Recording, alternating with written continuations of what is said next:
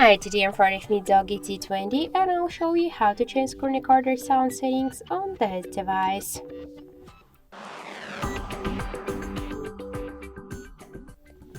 So first open the control panel and now find here somewhere screen record option.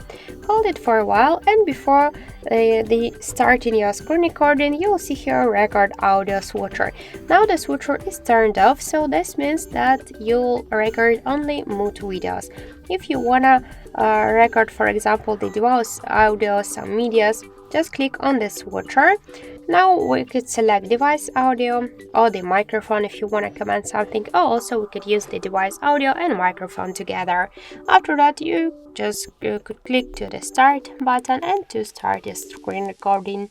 So that's it. Thank you for watching, and if you find this video helpful, leave like, comment and subscribe our channel.